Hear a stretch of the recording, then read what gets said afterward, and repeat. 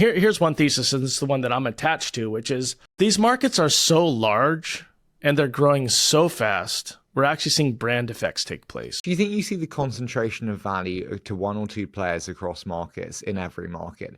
Whether you look at voice, it's, obviously your 11 labs. Whether you look at it's kind of a Replit and Lovable, and OpenAI and Anthropic, Cursor. This is such a great question. So here's one thesis. It's so early we don't know, and maybe in a month all this gets proven wrong. But we actually talk about this a lot internally. Here's one thesis, and this is the one that I'm attached to, which is these markets are so large and they're growing so fast, we're actually seeing brand effects take place. We haven't seen that since the internet. By brand effects, I mean, if you become the household name, you will get the adoption because it just does not require a lot of education. It does not require a lot of competitive discussion or competitive positioning in the field. I would say for many of these models, I mean, is one better than the other? Yeah, maybe, but they're pretty close. But like people know ChatGPT. It's like it's a household name. My mom knows ChatGPT.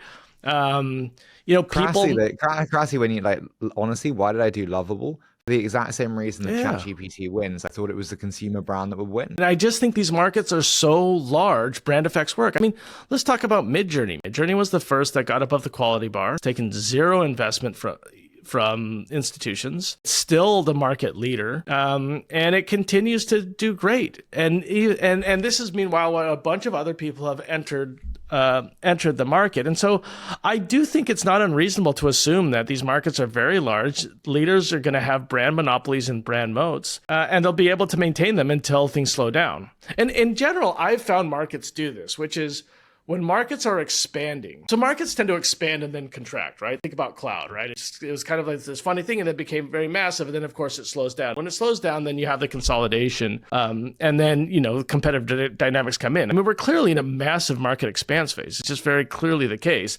And in which case, the leaders are going to continue to have, a distribution advantage just through brand recognition.